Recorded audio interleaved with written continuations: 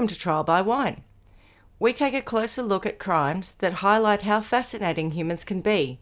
Schmidty, Swanee and Clarkey visit crimes and run them through their jury of three, debating both sides of the case to agree an appropriate, if totally fictitious, sentence. Please be advised, Trial by Wine may include explicit or disturbing content and will include drunken rambling. Listener discretion is advised. All right, how are we? Very well. Very well, very well. We're sitting on the edge of our seats wanting to hear more about the incredible tale of Derrance. Derrance and David, yes. So the example that I had was a company that, it was called WPP. So it was this huge international company with, hundreds of different advertising agencies that sat underneath it. And I won't remember exactly what it was, but WPP was like wire plastic and paint or something. Like it had it had nothing to do with advertising. It was just this original company. That's what it stood for. So I think there's an events company in the world called DFAG. It means drug-fueled homosexual events. Event. Yes. Yeah. Yeah. I think we should start that company. We should register that one. I mean, it is a bit niche in terms of the type of events that we manage, but, if you are after a drug-fueled homosexual event, we are your people. Mm. Right, Wired so... Gosh, bag's not being the cleaner. Now, did we get up to any mischief in the time that we broke? Negative. None. No, had a piece of birthday last week. But Please tell me, what is it? It was a lumberjack. What is a lumberjack cake? Yeah. Well, it's very delicious, and it's got a crispy coconut thing on top with toffee. The theory behind the lovely lady who made it was that it would be hearty. So for a cold winter in Mansfield, it was very Which good. is true. And then you drizzle caramel sauce over the top of it. We had my brother-in-law's birthday. Oh, that sounds not this delicious. weekend, the weekend before. And I normally will buy small cakes, particular bakery anyway. The one that he liked, they didn't have a small one. So I thought, I'll buy the large one. He can take it home, and he's forever going out to see people and have coffee. Anyway, turns out he was flying to Melbourne like the next day or something. So we had to bring it home. And I've just seen that someone's had a piece of cake. I didn't realise it was still here. I just saw that the remnants of it downstairs. And I thought, maybe that should still be being eaten. But anyway, it's not me. But it's the gift that keeps on giving. That's now You'll find out 10 tomorrow. days. Yeah, exactly. I suppose we should introduce ourselves. I'm Schmidty. I'm Swanee. And I'm Clarkey. And together we are Trial by Wine. And if you have just joined us, this is the second part of a two-part story. So you might want to go to episode 200. Otherwise, some of this might seem a bit odd. Also, why we've just jumped from random whatever DFHE is and then introduce ourselves. So what are we drinking? Well, I've gone and treated myself to a top shelf bottle of Schweppes. Effervescent soda Calm water. down. I know. Look at me. Premium mixer. I don't know who I am. What about you guys? We're on a cup of tea because it's freezing. My nose is partially frozen. I think it's super cold. Maybe you need to get up and walk while you talk. Get one of those. I'll get on the treadmill. Yeah. Be very Richard Simmons. Yes. Well, I'm still on the rosé, the champagne. Bottle of bubbles. Bottle of bubbles. I went upstairs and gave Tony another glass. And this is the Louis. It was Bouillotte. Anyway, the Cremant de Bourgogne. It's a very complicated name, is what that is. I would not. It's really nice, though. I've got to say, they could have just dumbed it down a bit. Would have been easier. It's a very, very nice wine. Is it freezing cold where you are as well? The boys are very cold. Yes, 100%. And because I'm so professional, I turned the heater off when we're recording. So I'm sitting in my cold office. It's cold all the time, and it's especially cold today. But that's okay. You're a professional. Living your best life. I know. I'm such a professional. Right. So shall I continue our story? Please do. I'm very intrigued. Yes. Can you give us a recap? Yes, I've been thinking about something while I was okay. breaking. Right. So quick recap. David meets Derrance when David's, a young man, very young man, under 16, and Derrance is 43. They have a relationship. Getting groomed on Rundle Mall. Yep. They have a relationship, and according to David, they're quite close. According to others, like Gino, maybe not so much. David goes up to Cooper Pedy. While he's at Cooper Pedy, he's ringing up looking for Derrance. Derrance is nowhere to be found. At the same time, Derrance's secretary is concerned because he's not around, so she calls the police. The police show up within half an hour and do a bit of a search of the property, and lo and behold, find Derrance's body in a freezer. So the police are immediately suspicious of David and his story, and he's up in Cooper Pedy saying, "Oh, it couldn't have been me. I wasn't even there." Are they suspicious of him because of anything Gino said? Lippy G said? Possibly, because Gino's been chucking him under the bus the minute he had the Yeah, that's opportunity to. right. Also, we talked about the context of homosexual relationships at the time.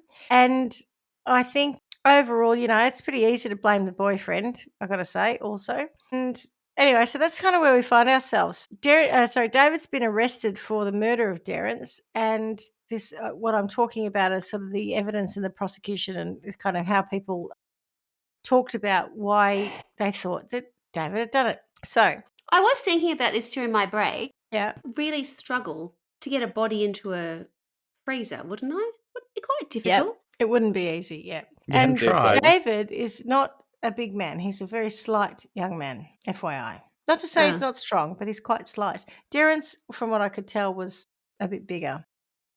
It felt Not rather fat, but tall. tidy in the sense that they said that he was in the fetal position and that something was like it was all rather compact. It wasn't like he just been heaved ho and dumped in there. He was organised. That kind of interesting. I would struggle to get a body into my freezer because my freezer is so full of other things. It's ridiculous. Like I could barely get anything in it.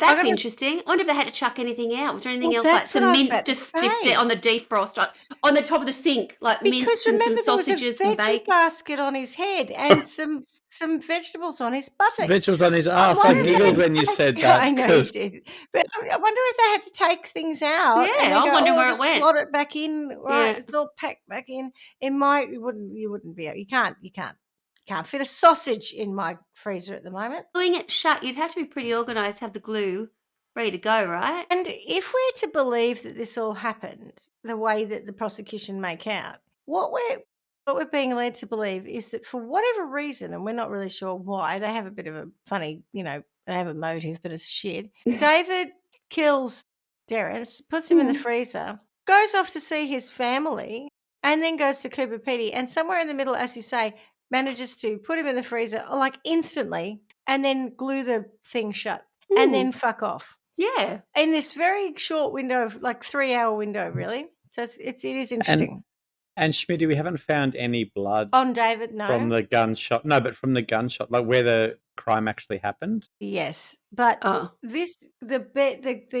crime happened on the bed. Derrance appears to have been shot in the back of the head, I think. So like he was facing into the mattress. Oh, he was copping at doggy. Possibly. And that he's a bottom. I don't know that that's how that works. I will defer to my learned colleagues on that. Is he a bottom? I mean, he Quite would have possibly. been at the time. yes. at the time. Yes. Yeah. Okay. Okay. One doesn't like to label. Or he is that could how it have works? been held down and I don't summarily know. executed by someone. Oh. It could have been. Yeah, bite this pillow while I blow your brains out. Now, remember the pillow. The idea of not biting the pillow, but the pillow does matter. So we've There got must be like There's a brains and silencer. stuff somewhere. Where are the brains and stuff? the mattress And the had been pillow. flipped over. Oh So my God, they're organised. A lot going on. a big cleanup, yeah, so that no one had noticed that anything had gone awry. Do we really? When was David Yeah. when was Derrance last seen? We think that Derrance's last movement was that phone call at the last time anyone really knew where he was at 5:15. Which phone PM. call was that one, darling? Can you just remind me?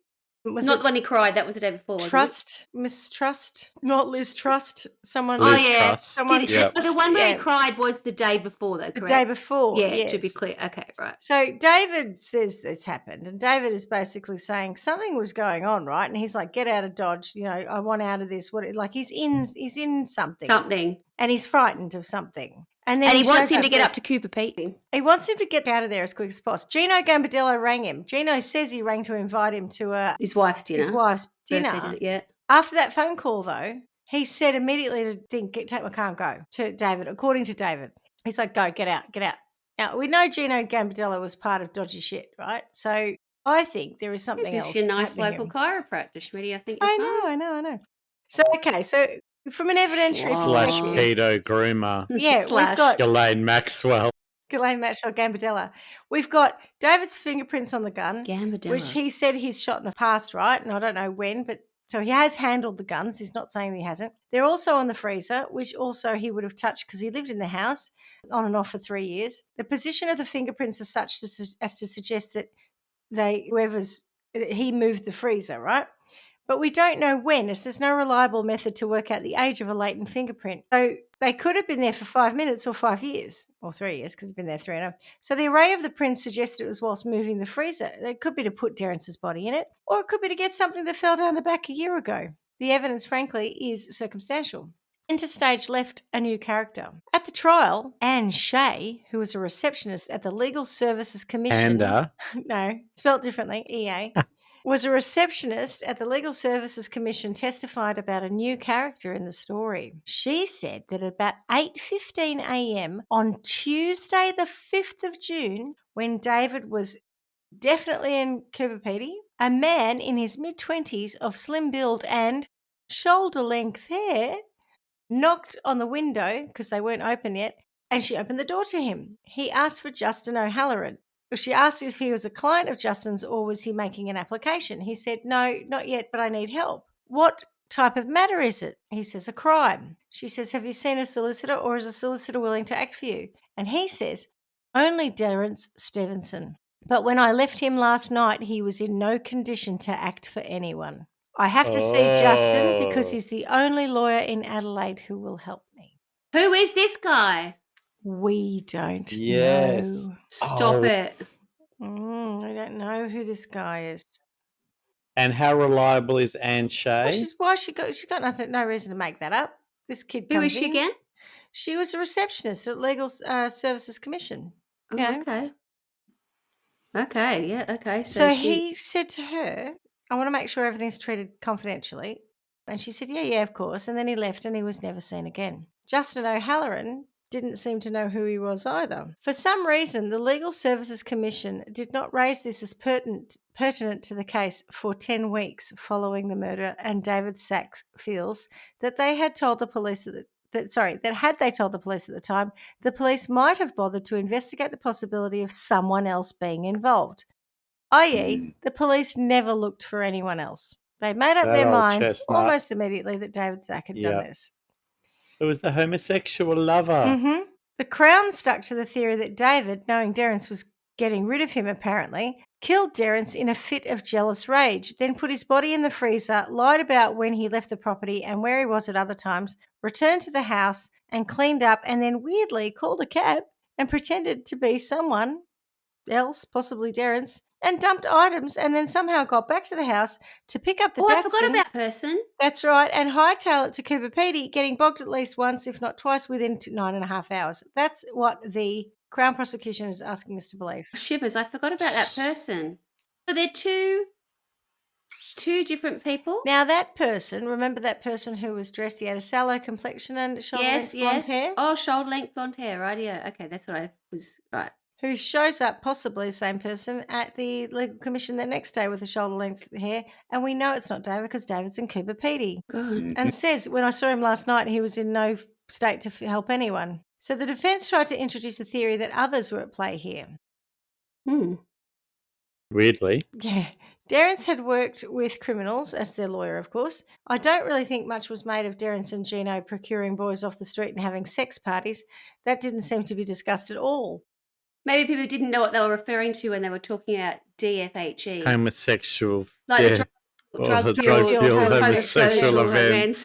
They went over their heads. They just shrugged their shoulders. They missed that reference. If only it had been spelled out, then they might have had some. Gee, whatever that is. I was going to say, it doesn't really roll off the tongue, does it? No, it doesn't. We have to change it. No, instead of that, they didn't make a fuss about that, or they didn't even talk about it. And I think that's because Derrance was a highly respected lawyer. And so, of course, they didn't want to drag his name as the victim through the mud. So they didn't talk about things that could have been pertinent as to why he got murdered in the way that he got murdered. Wouldn't it be quite normal that a good defence lawyer hangs around with criminals, as in has a lot of criminal associates? It's the homosexual events is Ah, the 19 DF. Yeah, the DFHG. DFH events. DFH. I can't even say it. DFHE were things that might have been considered a bit too scandalous at the time and Yes. slurring, his good name. And also, there's a possibility that it connected Derrance to people who didn't want questions asked. So, anyway, they probably overcomplicated everything, creating this web of intrigue with shadowy figures who may or may not have been at the house. Who did the cars belong to? According to Gino Gambardella, he'd gone to the house at 10:15, but it didn't stop for more than a couple of seconds. No car, no Derrance, this is what he says. So there wasn't a Datsun parked outside the house till after 11 o'clock. Old mate Debbie Marshall managed to track down Gino Gambardella in her documentary. He had fled the country with his 2 children not long after the trial. Jeez, I wonder why. In that, where did he go? Italy? He went to Italy and then he went to South America, I think, at some point too. Jeepers. Yeah. In that, he said he'd parked up. Nothing guilty about that. I know, right? He said he'd parked up and knocked on the door. Admittedly, it was 37 years ago, but she saw that as an admission of some sort of guilt because what had happened is when in his first statement, he said he drove up, no sign of the car, no sign of Derrance. He didn't get out of the car. He just drove off. So he was there for seconds. When he spoke to her 37 years later, he said he parked up and he went and knocked on the door. Old mate Debbie's like, oh, there we go. Longbow. Something weird in there. Longbow Debbie. Either way, Gino's no friend to David, throwing him under the bus several times and making a point of saying he could have been a threat to Derrance and that Derrance would never lend his car or opal ring to David.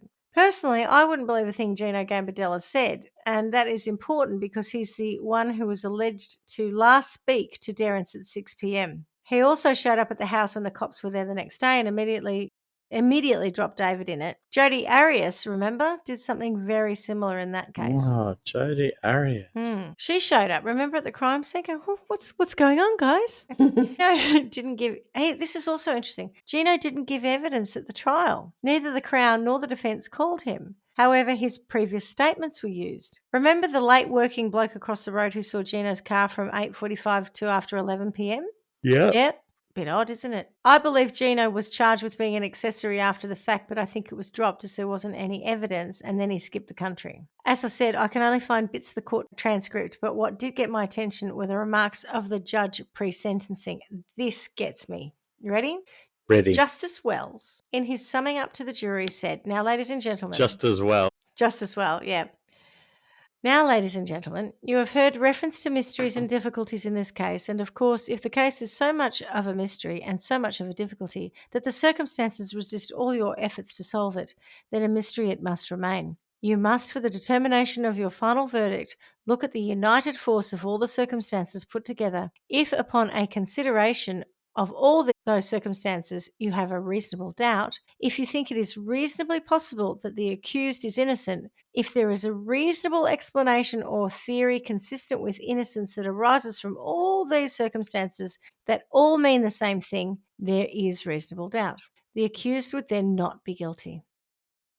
But if the state of proof has been reached when the doubt under discussion, the possibility under discussion, the explanation or theory, as it is sometimes called, under discussion, has been overwhelmed by the strength of the Crown case tending to prove guilt, and has in all circumstances of which you are satisfied been made to appear less than reasonable, then the guilt of the accused would have been proved beyond reasonable doubt.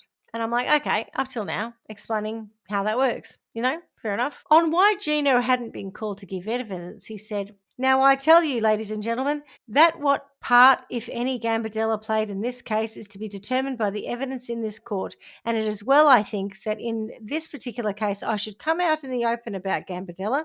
You may have read reports of proceedings in the magistrates' court, of course, that they were preliminary proceedings. Accordingly, they could never have been other than incomplete and inconclusive, and like anything else that you may have heard or read about this case, outside the evidence presented to you, they have to be put aside. So everything Gino Gambardella has said prior, you just ignore. So as far as the defence is concerned, of course, they are not obliged to call anyone. Their legal position is perfectly clear. The Crown must prove the charge. If they wish to call a witness, then it is open for them to do so, but there's no obligation on them to do anything, so their position is quite clear. And if any of you have been thinking, well, why didn't the defence call him? The shorter answer is they don't have to call anyone, and it's entirely for them to say, and there's no question of drawing any inference adverse to the defence. So as far as the Crown's concerned, well, the Crown has this obligation and duty that when they call a person to enter the witness box, they must be prepared to vouch, in effect, that he's a person prepared to assist. Now, I hasten to add that not by one whit takes away from your duty and responsibility to assess the witness, but what it means in a negative way is this, that the Crown will not put anyone in the box if they have a reason to think he will not act in the box in the interest of the administration of justice, i.e., Gambadella's a fucking lawyer. Yes. So the reason why this witness or that witness is not present is wholly a matter of speculation as far as we're concerned. That is you and me. And so no one is brought back again, blah, blah, blah, blah, blah, right? So what we are here to determine is a verdict according to the evidence called.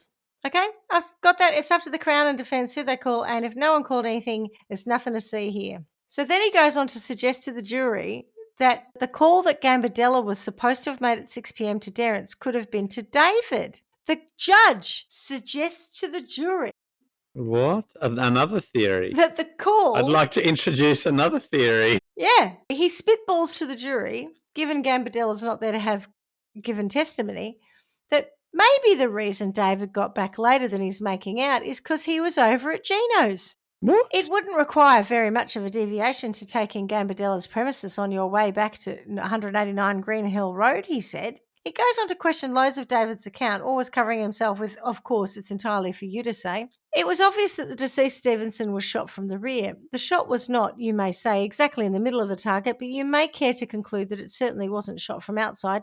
And if it was aimed, and I say if it was aimed, can you doubt that some sort of aim was necessary? Who was in a position to get a good aim when a clear opportunity arose? That is something to consider. Then there's the operation of the loading of the rifle. How could that have been affected? You may think, it is for you to say, that it would have been a risky thing for whoever it was to have taken the rifle out of the house to load it, because immediately there would be the rack without a rifle. And unless the opportunity was chosen pretty well, it would be pretty immediately obvious that the rifle was missing. Therefore, was it loaded in the house? There is no positive evidence about this, ladies and gentlemen, but counsel pointed to the live round under the chest of drawers that you've heard about. You have been told by the ballistics expert that the loading of this rifle by a single round was a very fiddly business, as he described it.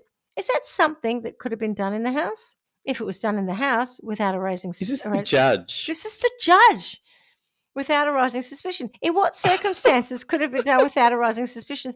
Bearing in mind, of course, I think Mr. Johnson mentioned this, that the magazine was found in the car. Therefore, is it theoretically possible that the magazine was at some stage in the rifle and conceivably, I suppose, could have been used in some way to assist the loading, but at all events, this is a point for you to consider. What? There was the returning of the rifle to the rack. Why was that done? There was the spraying of the deodorant into the rifle. Would that have been done to mask the smell, perhaps, of a recently fired weapon? That is entirely for you, but it is a fair conclusion. Then there is the bed. And you may remember a remark by the accused when he said that Is this just as well? This is just as well. That the accused, when he said that he hadn't made the bed on that Monday, and ordinarily it wasn't made unless there were clean sheets put on. And it's for you to say, looking at the bed as it appears in that photograph, whether that answers the description of how the bed would ordinarily look if it were made, apparently roughly, before clean sheets were put on. Then one has, from many quarters, the fact that the light in the evening was on, and what was discovered was the radio was playing, and you were told that it was the deceased Stevenson's practice when he left for the evening to go somewhere to leave the light on and the radio playing. Now, it's entirely for you to say. You may regard those as purely fortuitous facts, having no connection with the case, other than they just happened. But do they, in their cumulative force, it is up to you to say, do they or do they not show a species of familiarity with what one might have expected? Do they not fit in with general picture of something done in such a way as to avoid suspicion from the first people who came in and surveyed the scene? Well, ladies and gentlemen, that is entirely for you to say. There were the fingerprints on the freezer. The position of these fingerprints you may find significant, and you may find it consistent with the proposition that they could have been put there by someone moving the freezer out and someone moving the freezer back. You may think it is a possibility. It's entirely for you to say. It is for you to say whether it is an actuality or whether it fits in a way to the picture as a whole.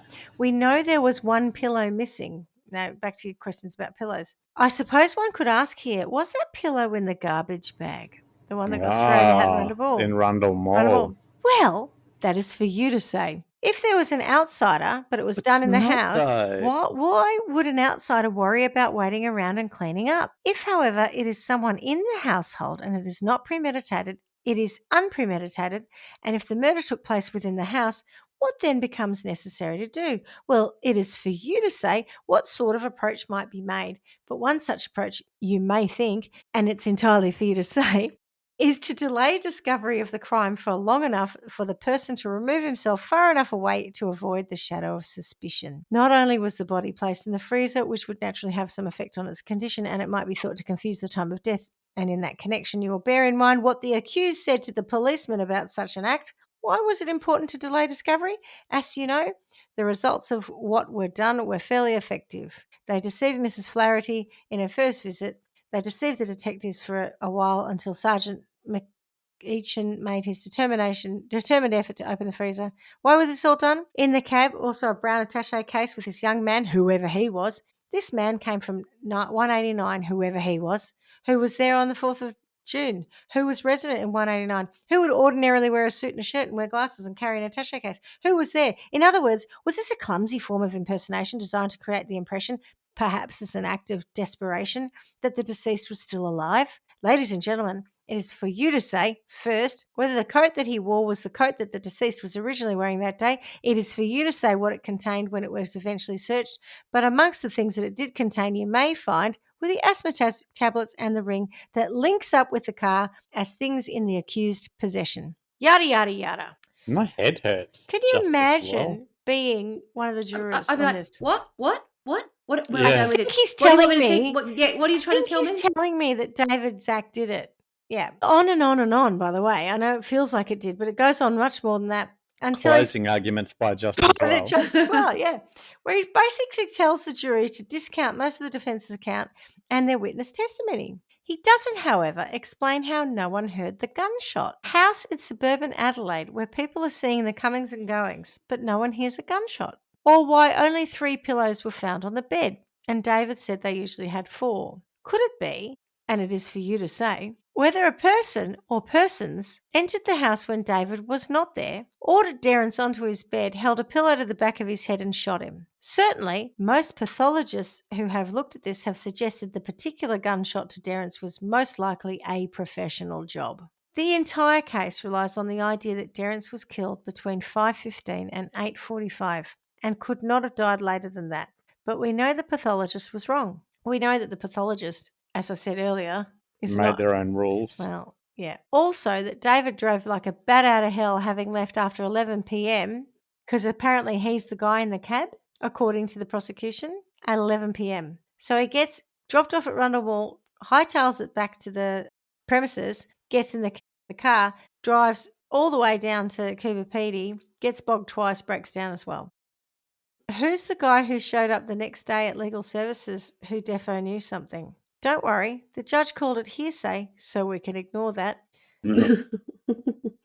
Apart from the fact that the receptionist in question received threatening calls after that and moved away from Adelaide in fear. Really? Yes. Unsurprisingly, the judge basically, and in my opinion, instructed the jury to find him guilty. The jury took just 4 hours to do just that. David Zack was sentenced to life imprisonment.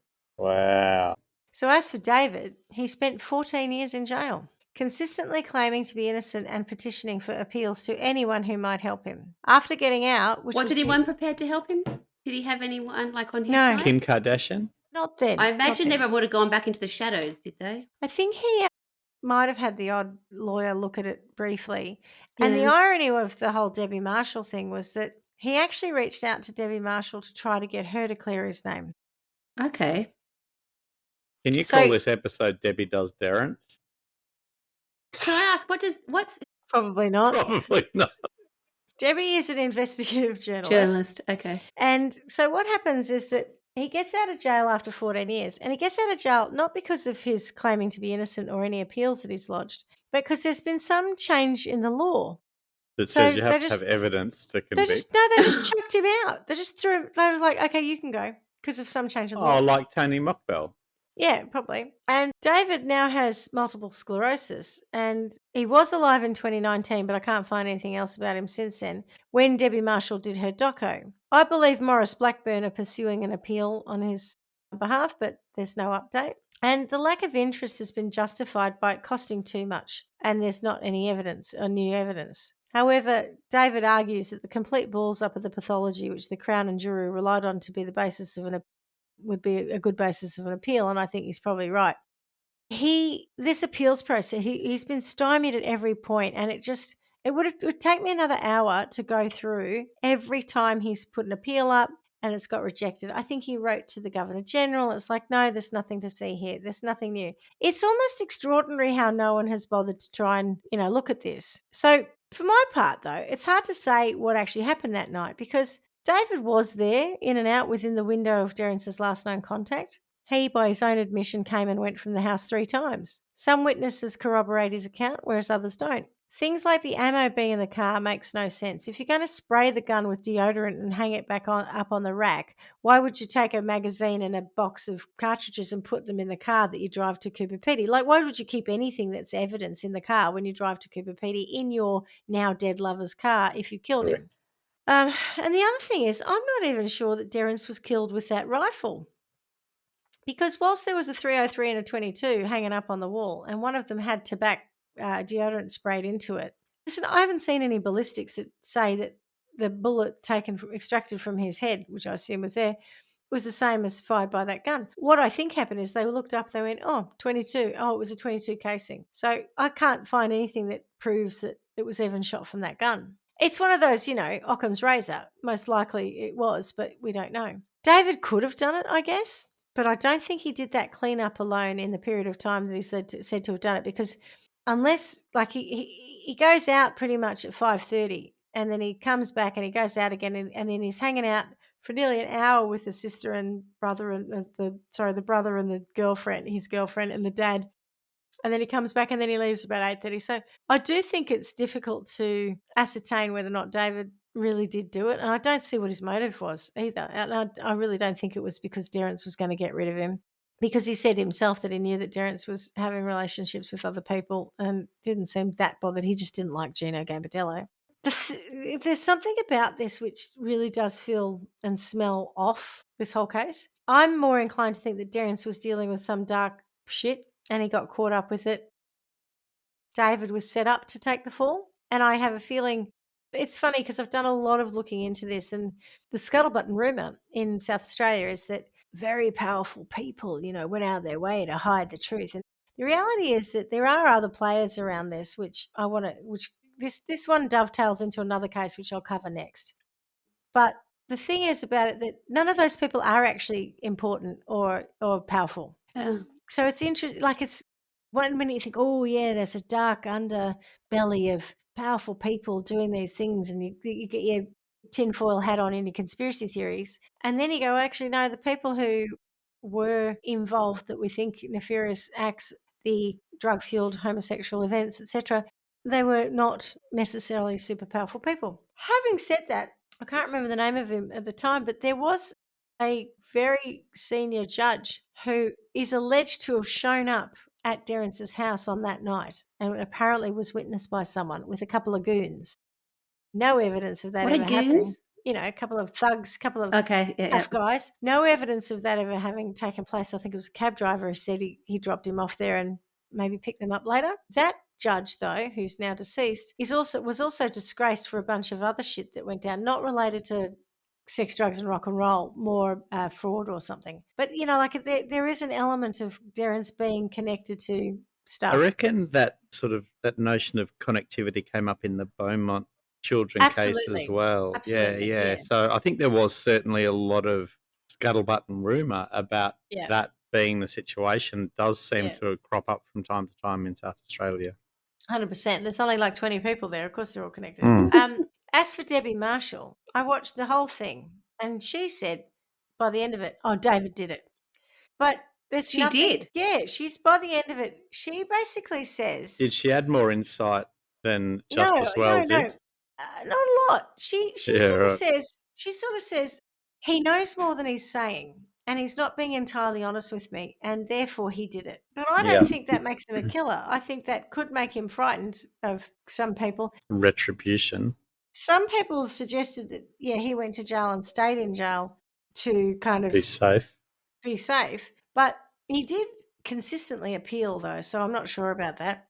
And just trying to think, was there is a lot in the story, and so and in the interest of not doing a 17-part story, I basically jumped a few bits. The other thing about the Dr. Mannix is there are a whole series of cases that have been overturned because of his bad forensics. And I think, and again, at the risk of suggesting I'm going to say the wrong thing, I don't think he even had a qualification in forensics initially. So he went he went and did some work at like Leeds Hospital or something, and he did a little bit of forensics there, and then he came back to Australia, and it was like he got, if he was an accountant, it's like he got, or he called himself an accountant, the designation of CPA, and he sort of used that to say he was a qualified forensics doctor, but I'm not sure that he actually was in the end. And it's quite difficult because a lot of cases at the time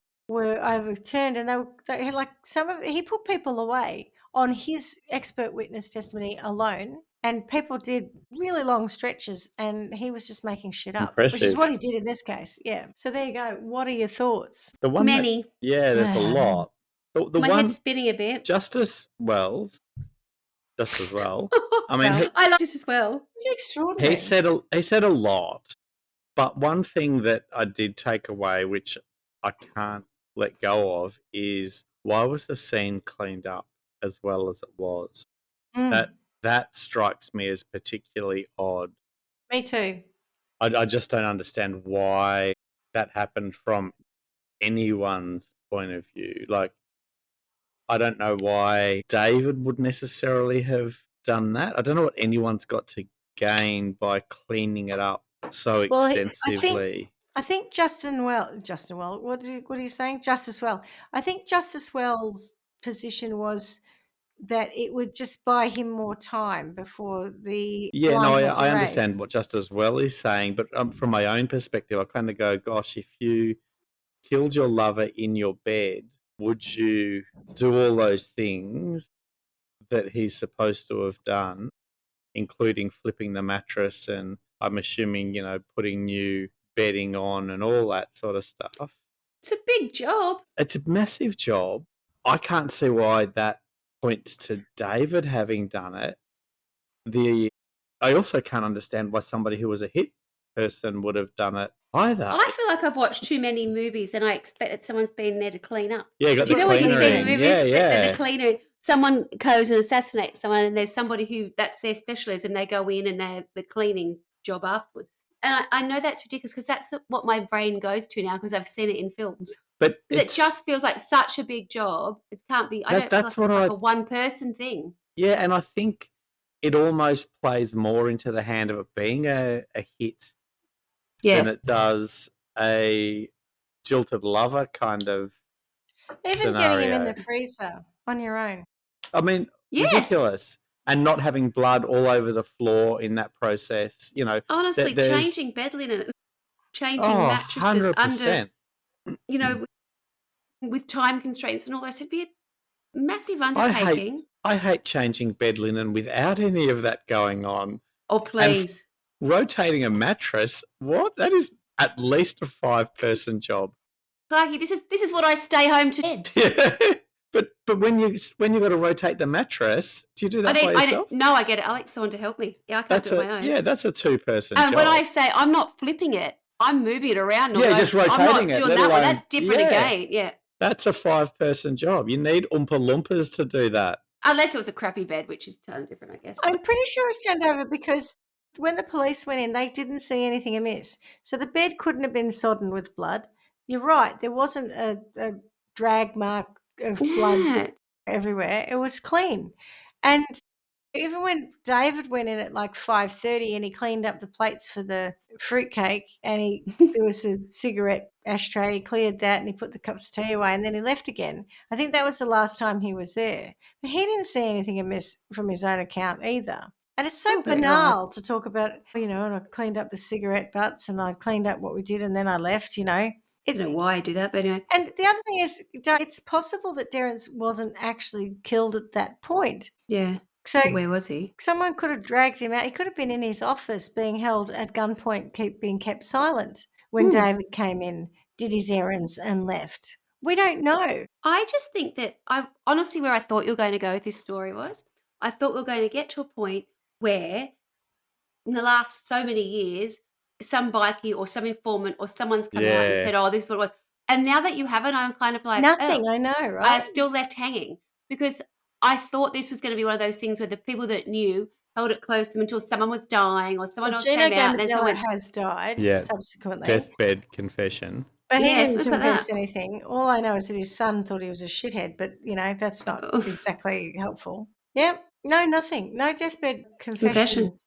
A lot of people think David did it. A lot of people think David did it. I just find it I just don't extraordinary. know. I just think it's too big a job for one person, given some of the other things as well that were suggesting that it would have been even more difficult to do it with the time restraints and everything else that he did. Like he really cut out some work for himself. Busy day. That is a big day. It's a massive day. And then to Drove turn up all at the night. then turn up at the cop shop and go, I'm in a homosexual relationship with that No man. wonder he was I love saying that him. nonsense. He was exhausted. He was delirious from such a busy day. I mean, even not having done it, that's a big day. Very interesting, Schmidty, but I don't know whether I can offer you in terms of a sentence. I don't know. I just feel like I'm hanging. I think it's well one of needs those. to learn to zip it. Justice. Well, my goodness, that's So his mouth I don't think shut. we've had that in 200 episodes, have we?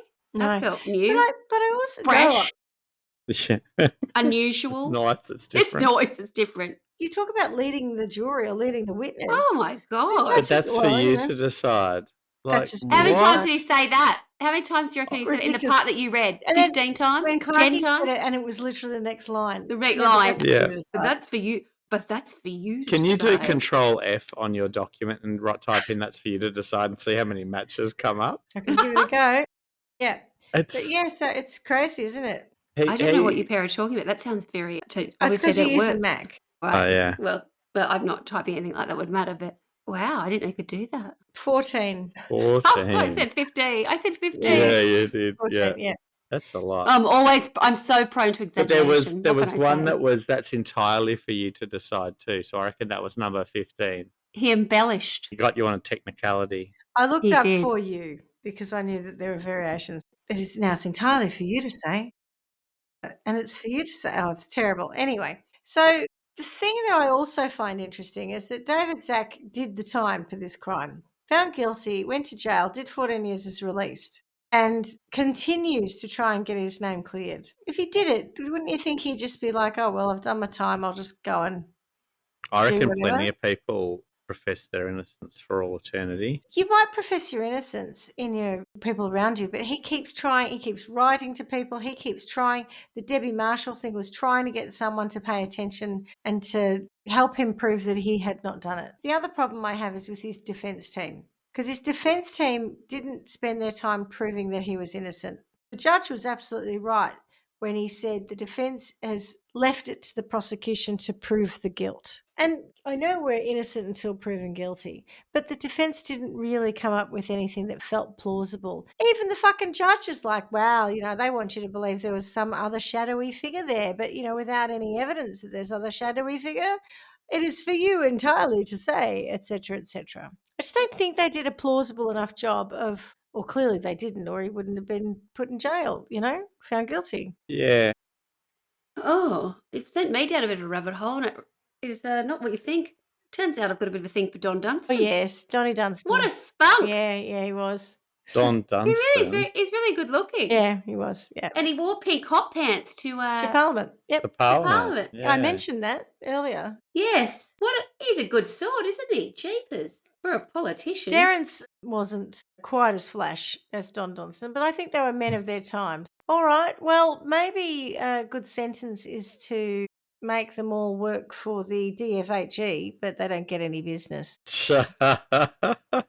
I like that we still have to read it every time because it just does not. I do. It's Yeah. on my The eyes. DFH. What's that? They've got to work acronym for again? DFH events. Yeah, DFH. Drug-fueled homophobic events. Homophobic events. Homophobic events. That's it. Sorry, No, you're right. That's what homosexual events. no, that is what they have to work for. They have to work for Okay. drug-fueled homophobic events. That is the punishment for them. But I are they like it. gay? Is Justice Well gay? No, I'm talking more about Derrance and Gino and people who thought it was appropriate to pick up Yeah. young boys. Yeah.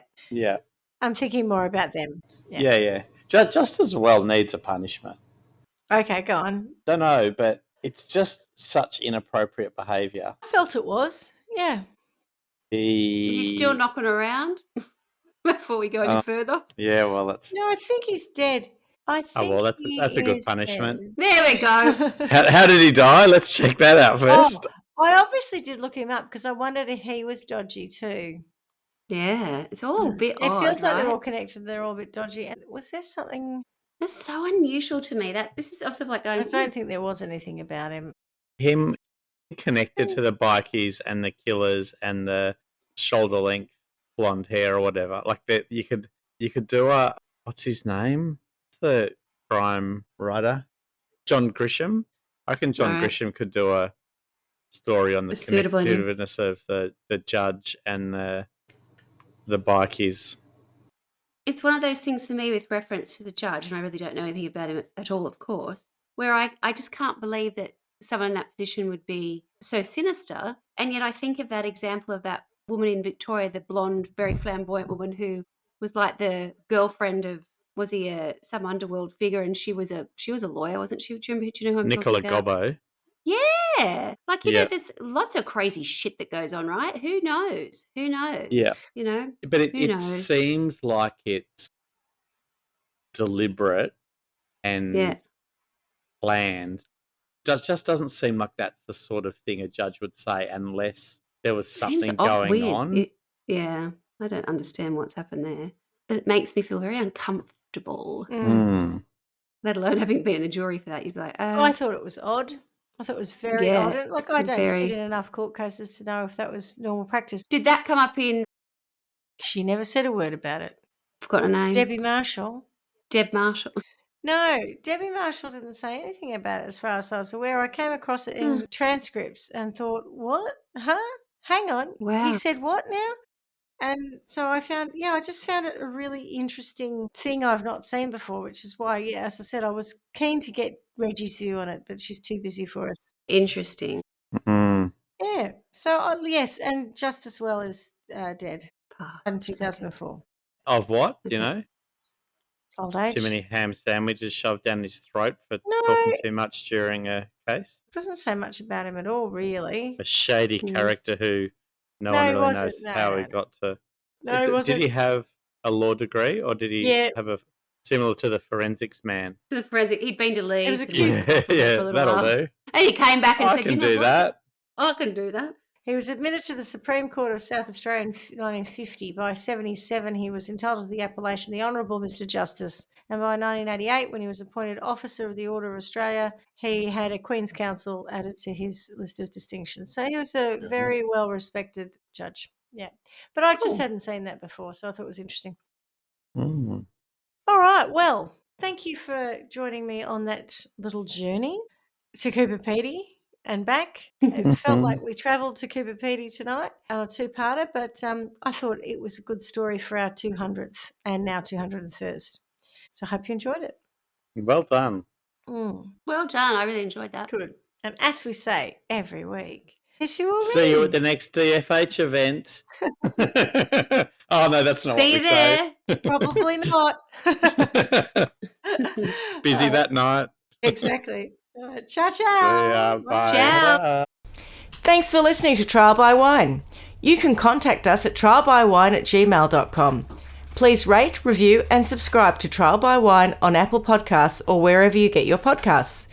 If you'd like to support us, you can become a patron at www.patreon.com, Trial by Wine, or visit our website www.trialbywine.com to donate to us. Your support will help us cover many more cases and apply wacky sentences.